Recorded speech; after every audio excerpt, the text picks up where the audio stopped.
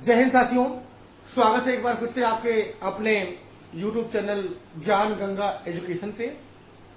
आज हम चर्चा करेंगे व्यवहारिक सिद्धांत के अंतर्गत जो हमारा व्यवहारिक सीखने का सिद्धांत है, जिनका मत था कि व्यक्ति अपने व्यवहार से ही सीखता है। इसी मत को मानने वाले आईपी पावलोव के क्लासिकी सिद्धांत के बारे में, जिसका पूरा नाम क्लासिकी अनुबंध सिद्धांत है। पावलोव के बारे में बात करें तो ये जो थ्योरी है, जो सिद्धांत है, इसके बारे में आपको TET, C TET, CG TET, NET और सेट से ढेर सारे क्वेश्चन पूछे जा सकते हैं।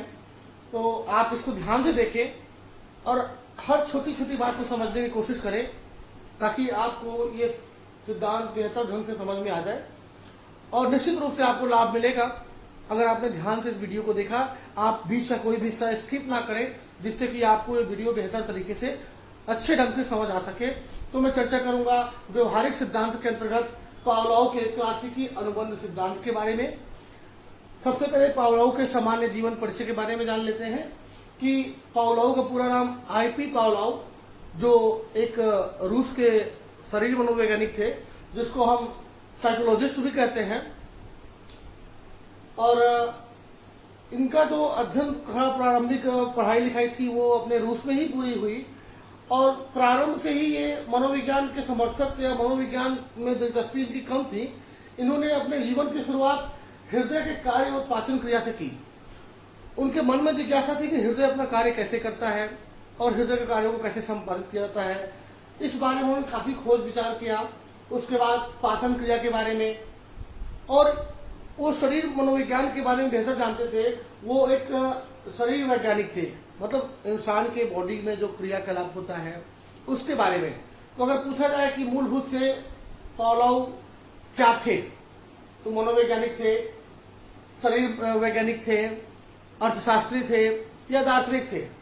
तो आप प्रारंभिक रूप की बात करें तो जो आईपी पावलोव है वो एक शरीर वैज्ञानिक थे, लेकिन बाद में उन्हें एक मनोवैज्ञानिक के रूप से भी जाना जाने लगा। तो दोनों कथन सही हो सकते हैं कि प्रारंभिक रूप से बात करें तो प्रारंभिक रूप से वो शरीर वैज्ञानिक ही थे, साइकोलॉजिस्ट ही थे। और अगर आगे चर्चा करते हैं तो सन 1904 में उन्होंने सिद्धांत का प्रतिपादन किया। इस सिद्धांत के प्रतिपादन के पहले पावलोव के अंडर में कुछ विद्यार्थी पीएचडी कार्य कर रहे थे। उन्हीं में से एक विद्यार्थी का नाम ओलपसन था। ओलपसन ने अपने पीएचडी में जो अपना शीर्षक था उसने लिया था लार में स्राव का प्रक्षेपण। इस प्रकरण पे, इस टॉपिक पे जो पावलोव के शिष्य थे या उनके अंदर में काम करने वाले, पीएचडी करने वाले जो छात्र थे, जिनका नाम ओलपसन था, उन्होंने 1899 में अपनी पीएचडी पूरी की, जिसका मुख्य शीर्षक था लार में स्राव का प्रक्षेपण। क्योंकि ये सिद्धांत मनोविज्ञान पर आधारित था, उस थ्योरी से प्रभावित होकर, चूंकि उसको पावलोव ही गाइड कर रहे थे, पावलोव उसके मार्गदर्शक थे पीएचडी में, उन्होंने उस थ्योरी से प्रभावित होकर खुद अपने खोज प्रारंभ की और सोचा कि हम क्यों ना एक प्रयोग करें। और प्रयोग के बाद उन्होंने 1904 में अपना सिद्धांत दिया। आप देख पा रहे हैं वो 1899 में अपने किसी छात्र के पीएचडी उपाधि के बारे में, उनको उन्होंने पीएचडी उपाधि प्रदान कराई, उसको गाइड किया। उसके बाद महज 5 साल बाद उन्होंने इस सिद्धांत का प्रतिपादन कर दिया। इस सिद्धांत के प्रतिपादन पे उन्हें नोबेल पुरस्कार भी दिया गया 1904 में रूस सरकार द्वारा। रशिया की गवर्नमेंट ने उन्हें 1904 में नोबेल पुरस्कार से सम्मानित किया। अब आइए जानते हैं कि पावलोव का सिद्धांत है क्या। उस सिद्धांत को समझने के लिए उनके प्रयोग को समझना बेहद जरूरी है। पावलोव ने अपने सिद्धांत को बताने के लिए एक कुत्ते का प्रयोग किया, या कहें एक कुत्ते के ऊपर प्रयोग किया। उन्होंने अपना एक इंस्ट्रूमेंट बनाया और इस इंस्ट्रूमेंट में कुछ ऐसी व्यवस्था की कि एक कुत्ते को उन्होंने अपने चेन से बांध रखा था और उसके लाल ग्रंथि से एक पाइप जोड़ के एक बीकर की तरफ कनेक्ट किया था और कुत्ते के सामने उसका प्रिय भोजन गोश्त रखा हुआ था। आइए देखते हैं गोश्त की संरचना, देख लेते हैं एक बार। कुत्ते का प्रिय भोजन गोश्त। अब हम अमूमन जानते हैं कि कुत्ते को जब गोश्त की खुशबू या फिर गोश्त दिखाई देता है कुत्ता लंबी सी जीभ निकाल के लार टपकाना शुरू कर देता है। पावलोव ने सोचा कि क्यों ना हम इसका अध्ययन करें कि कुत्ता कब कितना लार टपकाता है, किस चीज से वो प्रेरित होता है। तो सबसे पहले उन्होंने क्या किया, फूड यानी कि भोजन दिखाया कुत्ते को भोजन दिया। कुत्ता भोजन देखते ही लार टपकाना शुरू कर देता है और लार टपकाते ही भोजन देखते ही लार टपकाता है और उसके बाद उनको कुछ देर बाद भोजन दे दिया जाता है। कुत्ता भोजन करने के बाद अगली फिर यही प्रक्रिया, कुत्ते को जैसे भोजन दिखता वो लार टपकाना शुरू कर देता और उसको पावलोव भोजन देते थे। अब होता क्या था, अगली बार कुत्ता भोजन देखते ही लार टपकाना शुरू, क्योंकि उसको आदत हो गई थी कि भोजन देखते ही लार टपकाऊंगा। और लार टपकना कुत्ते में स्वाभाविक सी अनुक्रिया है। वो कुत्ते में जन्मजात होती है। वो अपने भोजन की तलाश में देखकर, भोजन को देखकर, सूंघकर लार टपकाना शुरू कर ही देते हैं। अब उन्होंने क्या किया, उसके साथ एक कंडीशन किया और कुत्ते को प्रयोग करने के पहले उसको सारा इंस्ट्रूमेंट बना के उसे बांधा और उनके मन में विचार आया कि कुत्ते के अंदर जो जिज्ञासा है, जो अनुक्रिया है, वो हमारे कंडीशन में कैसे है। उन्होंने एक कंडीशन दिया, क्लासिकी अनुबंध सिद्धांत। उन्होंने एक क्लासिक कंडीशन दिया। एक अपने एक्सपेरिमेंट के दौरान देखना चाह रहे थे कि क्या मैं उस पर कुछ एक्सपेरिमेंट करता हूं तो भी लार उतना ही टपकता है, आगे जानेंगे उसको। उन्होंने उसको इस इंस्ट्रूमेंट के साथ व्यवस्थित कर दिया और कुत्ते के सामने भोजन रख दिया। भोजन रखते ही कुत्ते के मन में, मुंह में स्लाइवा यानी लार टपकना शुरू हो गया। उन्होंने उस स्लाइवा यानी लार को मेजर किया, लार का मापन किया। तो उन्होंने कुत्ते को ऐसे बांधकर उसके सामने उसका प्रिय भोजन रखा और देखा कुत्ते के मुंह से लार टपकना शुरू। पर इस बार उन्होंने उस कुत्ते को भोजन नहीं दिया। अगली प्रक्रिया उन्होंने एक कंडीशन रखा और जब कुत्ते का लार टपक रहा था उस लार को उन्होंने मेजर किया यानी मापन किया। उसकी क्वांटिटी को देखा, कितना लार टपका रहा है वो भोजन को देखकर, और उसको एक बीकर में रखे साइड कर दिया। फिर कुछ देर बाद उन्होंने उस कुत्ते को भोजन सामने रखा और उसके बाद एक घंटी बजाई।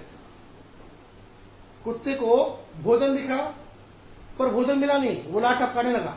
एक घंटी बजी और घंटी बजने के बाद कुत्ते के मुंह से लार टपकी शुरू से ही। घंटी बजने के बाद कुत्ते को भोजन मिल जाता है। अब इसमें जानने की कोशिश करते हैं। तो अगली बार भोजन रखा गया और बेल बजाई गई और बेल के बजने के बाद कुत्ते को भोजन दिया गया।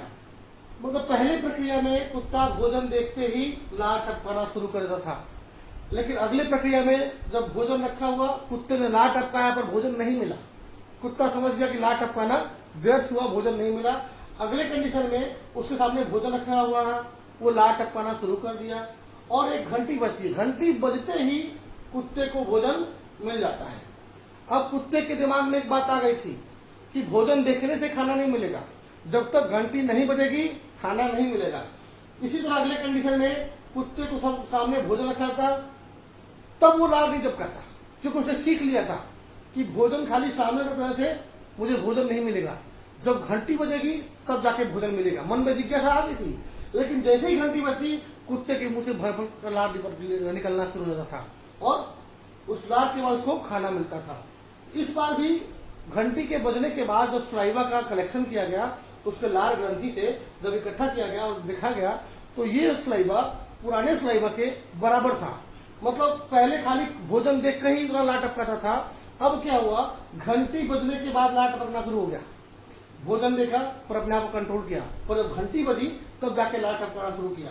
इस कंडीशन को एक क्रम और आगे बढ़ाने के बाद पावलोव महोदय ने उस भोजन को हटा दिया। बिना भोजन रखे ही केवल घंटी बजाई और देखा कि कुत्ता उतना ही लार टपका रहा है। यानी कि कुत्ते के दिमाग में एक बात आ गई थी कि भोजन रखने या न रखने से कोई फायदा नहीं है, जब घंटी बजती है तो ही मुझे भोजन मिलता है। अगली बार वो बेल के बजने पे, घंटी के बजने पे उतना ही लार टपकाता था, उतना ही स्लाइवा उसके लार ग्रंथि से निकलता था और वो बार बार हर प्रयोग को मेजरमेंट करते थे, इस बार कितना स्लाइवा निकला है। लगभग हर बार के स्लाइवा कलेक्शन लगभग समान रहा। इस सिद्धांत के आधार पर उन्होंने कुछ अन्य सिद्धांत प्रदान किए। उन्होंने इस सिद्धांत का नाम क्लासिकी अनुबंध सिद्धांत रखा। उन्होंने कहा कि यदि व्यक्ति को किसी अनुबंध के अंतर्गत, किसी कंडीशन के अंतर्गत रखा जाए और उसके ऊपर प्रयोग किया जाए तो शायद बेहतर परिणाम आ सकते हैं। जैसा कि आप देख रहे हैं, भोजन फिर स्लाइवा, भोजन के बाद घंटी बजी तब स्लाइवा, अगली बार केवल घंटी बजी तो स्लाइवा। यानी कि उन्होंने पुनर्वलन को हटा दिया और केवल बिल रखा और यहां अनुक्रिया हो रही है। जो हमारा रिस्पॉन्ड स्टिमुलस था भोजन के रूप में, भोजन था तो रिस्पॉन्ड था, भोजन और घंटी थी फिर रिस्पॉन्ड हुआ, अगली बार केवल बेल बजा तो भी रिस्पॉन्ड हो गया। मतलब वो सीख चुका था कि हमको खाना कब मिलता है, घंटी बजने के बाद मिलता है। अब इस सिद्धांत का शिक्षा में क्या इम्प्लीकेशन है, उन्होंने इस सिद्धांत को साबित कैसे किया। उन्होंने कहा कि इस सिद्धांत के बाद एक सिद्धांत निकल के बाहर आया, पुनर्बलन का सिद्धांत। इसी प्रयोग के बाद उन्होंने अपने 5 थ्योरी और दिए, 5 सिद्धांत और दिए जो इसी के अंतर्गत शामिल है, क्लासिकी अनुबंध के अंतर्गत ही आता है। उन्होंने कहा पुनर्बलन का सिद्धांत, जब कुत्ते को भोजन के रूप में पुनर्बलन मिलता था तो कुत्ता घंटी के नाम पर भी राह टपकाना शुरू करता था। अर्थात हमारे घर परिवार में जो बच्चे काम करते हैं या अच्छा काम करते हैं, अच्छे नंबर्स लाते हैं, अच्छे नंबर्स लाने के बाद उनको कोई गिफ्ट देते हैं, जैसे हमने उनको एक बॉक्स दे दिया, एक लंच बॉक्स दे दिया या उनको पर्स दे दिया, कोई भी खिलौना दे दिया। वो खिलौना लेने के बाद बच्चे के मन में जिज्ञासा आती है कि अगली बार और बेहतर करूंगा तो मुझे और बेहतर परिणाम या और बेहतर इनाम और बेहतर पुरस्कार मिलेगा। तो ये पुनर्बलन मतलब पुरस्कार। अगर किसी अच्छे कार्य के लिए आप व्यक्ति को पुरस्कृत करते हैं तो उस व्यक्ति के मन में सीखने की लालसा अधिकांश बनी रहेगी। इसी प्रकार हम देखेंगे समय अंतराल एवं क्रम का सिद्धांत। जब कुत्ते को भोजन रखा जाता तब कुत्ते के मन में लार नहीं आता था, मुंह में लार नहीं आता था जब तक घंटी ना बजे। तो एक सही समय के बाद भोजन और उसके सही गैप के बाद घंटी का बजना और सही गैप के बाद उसको लार के टपकना और सही गैप के बाद एक भोजन का मिलना। इसको अगर वास्तविक जीवन में उपयोग की बात करें तो यदि बच्चे को आप किसी अच्छे कार्य के लिए रोज गिफ्ट देना शुरू कर दें, लगातार पुरस्कार देना शुरू कर दें, लगातार प्रोत्साहन देना शुरू कर दें, हो सकता है बच्चे का मन बिगड़ सकता है, बच्चे का मन मतलब भटक सकता है कि मैं तो थोड़ा भी काम करता हूं तो मुझे इनाम मिलता है। तो आप पुरस्कार, इनाम या पुनर्बलन के लिए उचित गैप रखें। ऐसा नहीं कि बच्चा रोज अच्छा काम कर रहा है, खुश होकर, मेरा खुद का बेटा है, खुश होकर रोज पुरस्कार दे रहे हैं, रोज इनाम दे रहे हैं। मतलब पुरस्कार के बीच में भी एक निश्चित समय और क्रम का होना चाहिए। पहले छोटे पुरस्कार दिए जाए बच्चे के आयु के हिसाब से, बच्चा बड़ा कार्य करे तो बड़ा पुरस्कार, छोटा कार्य करे तो छोटा पुरस्कार। अब देखते हैं उद्दीपक समानीकरण का सिद्धांत। जिस तरह का पुरस्कार उद्दीपक होगा उसी तरह की क्रिया होगी। हम कहते हैं कि कुत्ते के लिए उसका प्रिय भोजन गोश्त या हड्डी था, उसको जैसे उद्दीपक दिखता वो उसके लिए एक आकर्षक केंद्र था।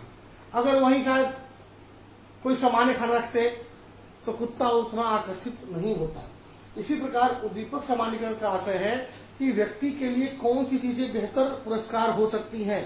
एक बच्चे को अगर आप पुरस्कार के रूप में जमीन दे दो तो खुश नहीं होगा, एक मिरर दे दो शायद खुश नहीं होगा, लेकिन उसका प्रिय क्या है, खिलौना। उसके पसंद की चीज मिल जाए तो उसके लिए बेहतर उद्दीपक कार्य करता है। तो किस समय किस प्रकार का उद्दीपक देना चाहिए, इस बात को साबित किया पावलोव महोदय ने। और विविधता के सिद्धांत के अंतर्गत हम बात करेंगे कि बच्चों को या किसी भी व्यक्ति को जब हम अच्छे कार्य के लिए पुनर्बलन दे रहे हैं, पुरस्कार दे रहे हैं, तो उसमें एक विविधता रखें, एक अंतर रखें। अच्छे कार्य के लिए अच्छा पुरस्कार, छोटे कार्य के लिए छोटा पुरस्कार। इससे क्या होगा, बच्चे के मन में एक बड़ा काम करने की जिज्ञासा आएगी कि मैं बेहतर करता हूं तो बेहतर मिलता है। अगर पुरस्कार की क्या बोलते बनावट एक जैसे या एक ही जैसा पुरस्कार आप हर कार्य के लिए देंगे तो बच्चे के मन में एक हीन भावना आएगी कि मैं कोई भी कार्य करता हूं तो मुझे डेयरी मिल्क ही मिलता है। अगर बच्चा छोटा कार्य करता है तो 1 रुपए की चॉकलेट दीजिए, बड़ा कार्य करता तो डेयरी मिल्क दीजिए।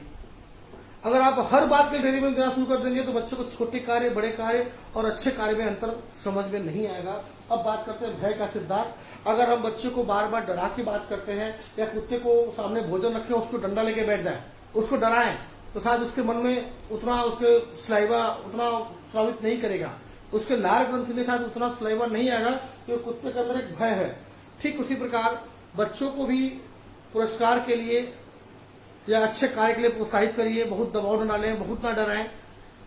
इसके अलावा अगर कोई जानकारी हो इस सिद्धांत के बारे में तो इसमें सामान्य समान सी बातें ऐसी टेट में पूछता है कि पावलोव का पूरा नाम क्या है, तो आप बोल सकते हैं आईपी पावलोव। पावलोव का जन्म कब हुआ, तो पावलोव का जन्म शायद मैं मेंशन करना भूल गया हूं। पावलोव को नोबेल पुरस्कार कब दिया गया, तो पावलोव को नोबेल पुरस्कार 1904 में दिया गया। जी एक बार फिर से मैंने मेंशन कर लिया है कि पावलोव का जन्म कब हुआ था। तो पावलोव का जन्म 1849 में और मृत्यु 1839 में, यानी कि कुल ये 88 वर्ष जीवित रहे। अब ये प्रारंभिक रूप से हृदय और पाचन क्रिया पे काम करते थे, लेकिन इनके स्टूडेंट आले पसंद के पीएचडी थ्योरी के कारण इनका ध्यान लारमय स्राव प्रक्षेपण के ऊपर गया और उन्होंने उस ध्यान के ऊपर काम करते हुए, उस लारमय प्रक्षेपण के ऊपर कार्य करते हुए एक बेहतर थ्योरी हम सबके सामने दी, एक बेहतर सीखने का सिद्धांत प्रस्तुत किया कि आदमी सामान्य रूप से या व्यवहारिक रूप से भी सीखता है। इस सिद्धांत में और कोई जानकारी चाहिए तो आप मुझे मेरे YouTube चैनल पे फॉलो कर सकते हैं, कमेंट कर सकते हैं और आप हमारे चैनल को सब्सक्राइब जरूर करें, जिससे आपको समय समय पे हमारा वीडियो मिलता रहे। मिलते हैं अगले वीडियो पे, तब तक के लिए धन्यवाद।